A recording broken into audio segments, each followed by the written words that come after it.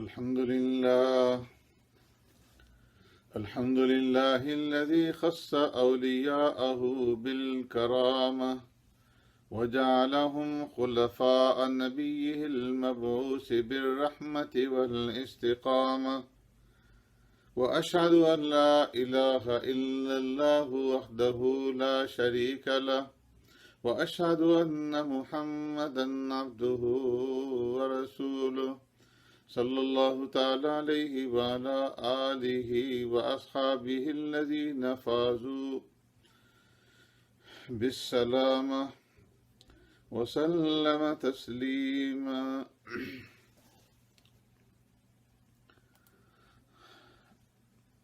أما بعد، فقد قال النبي صلى الله عليه وسلم: الصيام والقرآن يشفعان للعبد يوم القيامة. يقول الصيام: اے رب منعت الشراب والطعام في النهار فشفعني فيه. ويقول القرآن: منعته النوم بالليل فشفعني فيه فيشفعان، أو كما قال عليه الصلاة والسلام. صدق رسول الله صلی اللہ علیہ وسلم. میرے محترم سامعین و ناظرین،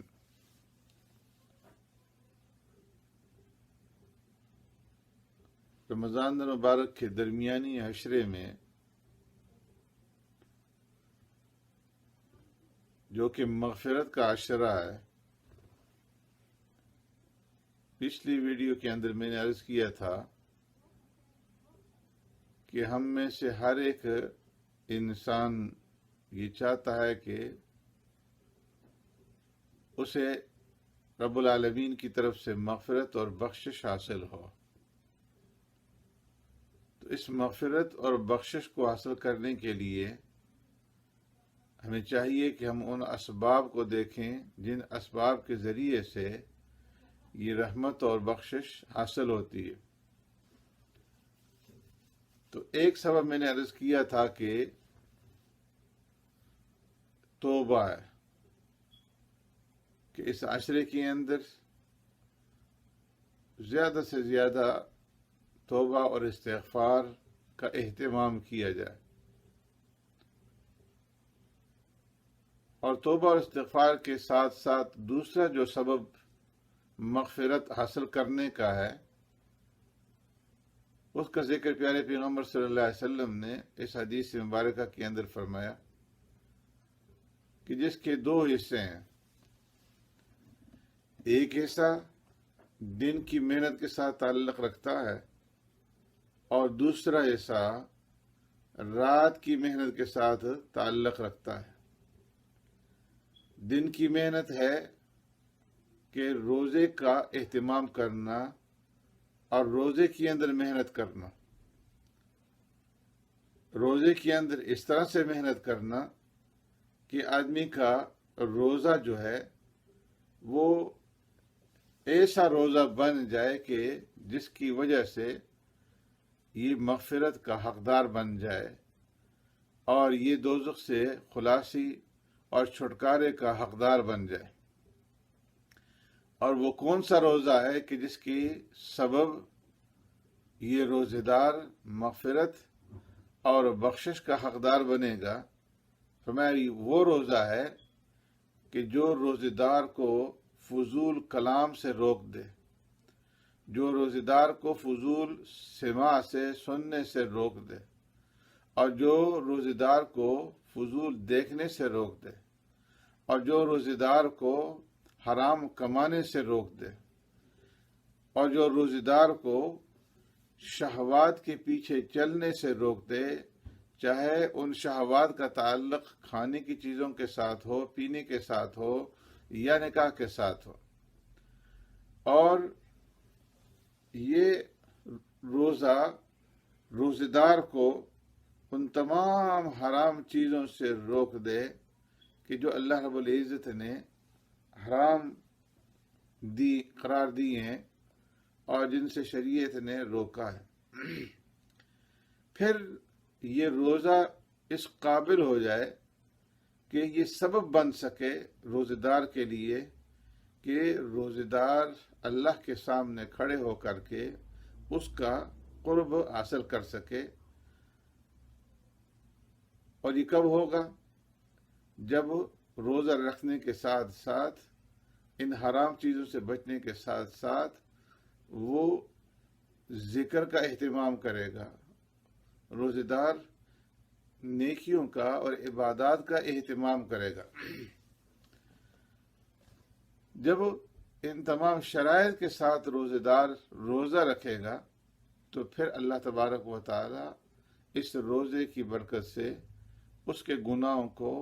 اور اس کی خطاؤں کو معاف فرما دیں گے، اور یہ روزہ جو ہے یہ سبب بنے گا اس کی مغفرت کا، اور یہ روزہ سبب بنے گا کہ قیامت کے دن اپنے اس روزے دار کے لیے اللہ کی بارگاہ کے اندر سفارشی بن سکے اور سفارش کر سکے کہ اے اللہ، منعت الطعام والشہوات بالنہار فشفعنی فی، کہ اللہ میں نے اس بندے کو دن کے وقت کھانے سے، پینے سے اور نفسانی خواہشات کو پورا کرنے سے روکے رکھا، اور یہ بندہ روکا رہا۔ آج میں اس بندے اور بندی کے حق میں تیری بارگاہ کے اندر سفارشی بن کر کے آیا ہوں، میں ان کے حق میں سفارش کر رہا ہوں کہ ان کو تو معاف فرما، ان کی تو بخشش فرما، ان کی تو مغفرت فرما۔ تو اس روزے دار کے حق میں یہ روزہ سفارش کرے گا،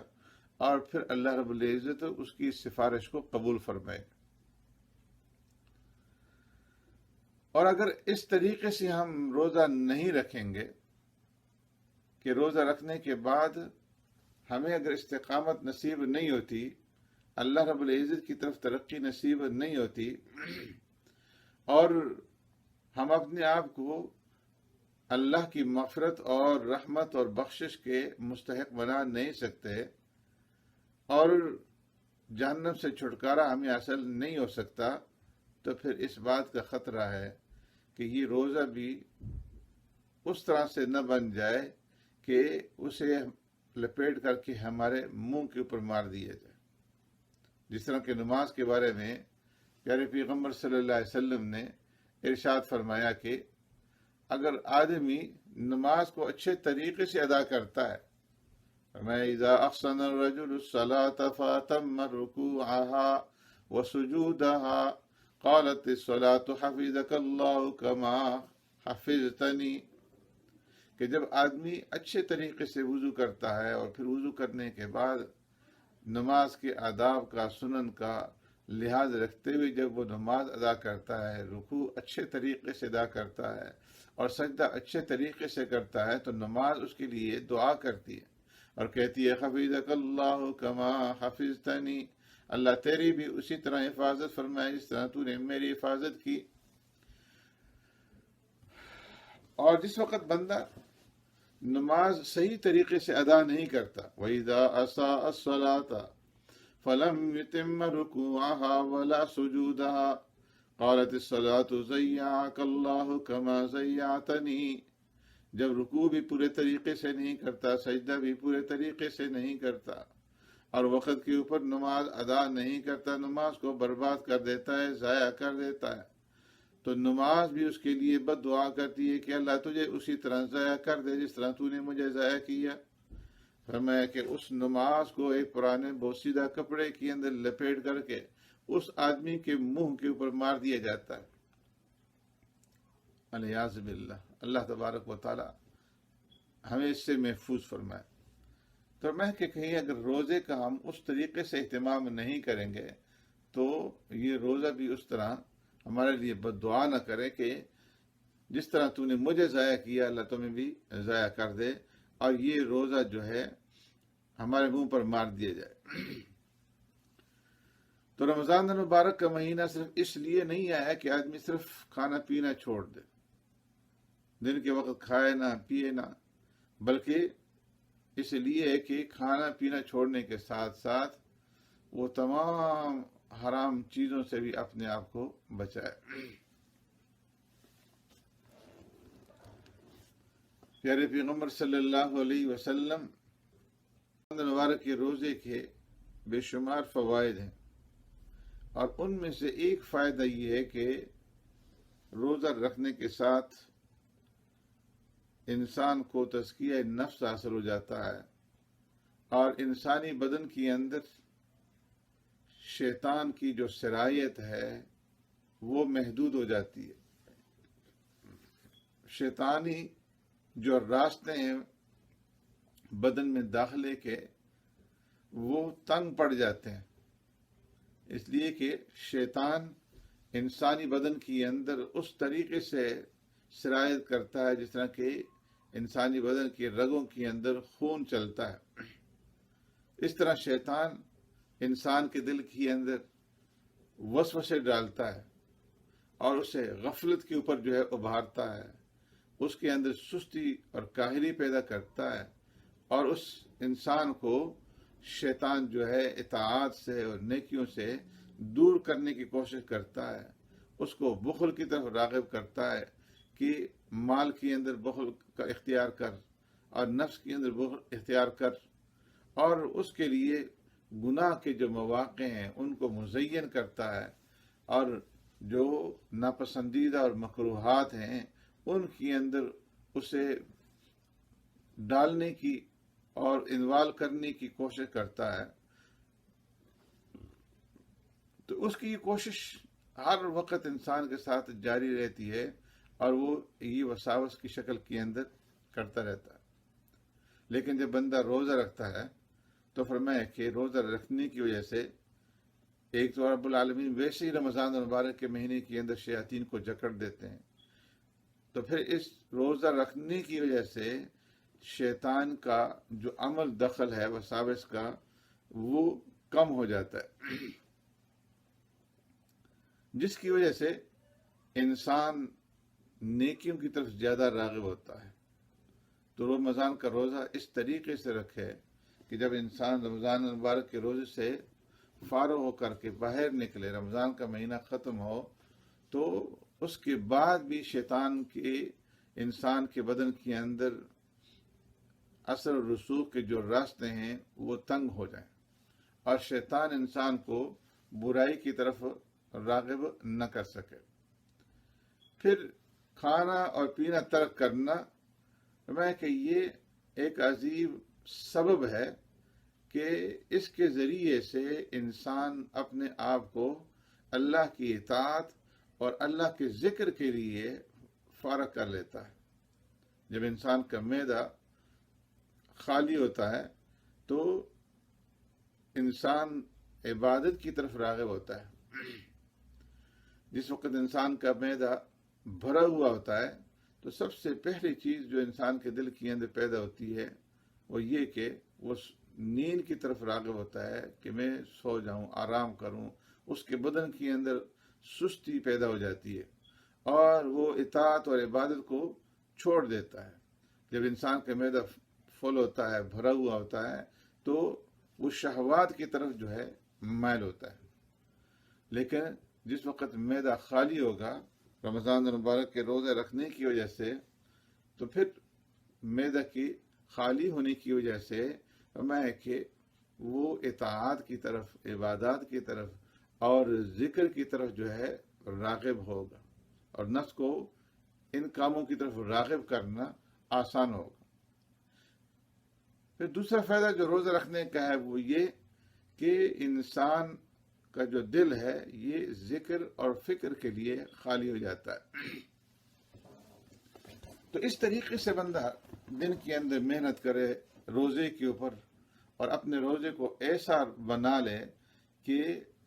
رمضان المبارک کے بعد بھی اس کی وہی عادات بن جائیں جو رمضان المبارک کے اندر ہوں، کہ اللہ رب العزت کی طرف رجوع کرنے والا ہو، اللہ سے محبت کرنے والا ہو، اور ہر وقت اسے فکر لگی ہوئی ہو، یا تو ذکر کے اندر ہو یا وہ فکر کے اندر ہو۔ اور فکر کس چیز کی ہو؟ اپنے حالات کے بارے میں، کہ میرا کیا بنے گا، میرا مرنے کے بعد کیا ہوگا، مجھے اللہ رب العزت کی طرف کوچ کر کے جانا ہے، اللہ کے سامنے پیش ہونا ہے، تو میرا کیا بنے گا؟ اسے اپنے اخلاق کی فکر ہو، اور اسے اپنے عادات کی فکر ہو۔ اگر بری عادتیں ہیں، بری خصلتیں ہیں، تو ان کی چھوڑنے کی فکر پیدا ہو جائے۔ اسے اس بات کی فکر لگی ہوئی ہو کہ میرے پاس تو عبادات کا ذخیرہ بہت ہی زیادہ کم ہے، اور جو عبادات ہیں بھی تو وہ بھی وساوس کے ساتھ اور خطرات کے ساتھ جو ہیں بھری ہوئی ہیں۔ اسے اس بات کی فکر ہو کہ میں اللہ تبارک و تعالیٰ کی رحمت سے دور ہوں، تو کس طرح سے میں اللہ رب العزت کی رحمت کے قریب ہو جاؤں۔ اسے فکر ہو کہ وہ اللہ رب العزت کے سامنے روئے دھوئے، اور اس کے سامنے اپنے دکھڑے سنائے، اس سے مانگے، تو اسے اپنے نفس کی اصلاح کی فکر لگی ہوئی ہو، اور اسے اپنے قبر کی فکر ہو، اسے قیامت کے دن کی فکر ہو۔ تو ایک طرف تو اسے ہر وقت اس بات کی فکر لگی ہوئی ہو کہ مجھے مرنا ہے اور اپنے رب کے سامنے کھڑا ہونا ہے، اور اپنی اس زندگی کا حساب اور کتاب دینا ہے۔ تو میں کہ جب بندہ اس بات کی فکر کرے گا، اور پھر وہ اللہ تبارک و تعالیٰ کی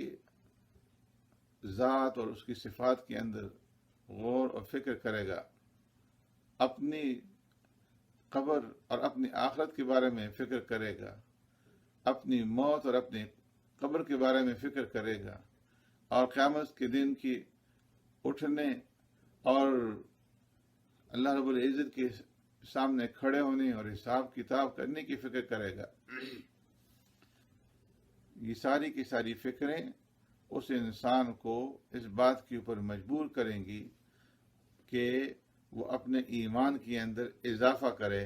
اور اپنے آپ کو گناہوں سے بچائے، اور گناہوں سے جو ہے وہ دوری اختیار کرے،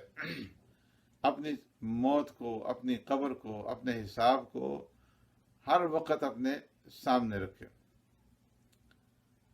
اسی طریقے سے جب انسان کا معدہ خالی ہوگا تو اس کا دل جو ہے وہ اللہ کے ذکر کی طرف اور اللہ کی یاد کی طرف جو ہے وہ راغب ہوگا، اور جب بندہ اللہ کو یاد کرے گا تو اللہ بھی اپنے اس بندے کو یاد کریں گے۔ فرمایا فاذکرونی اذکرکم،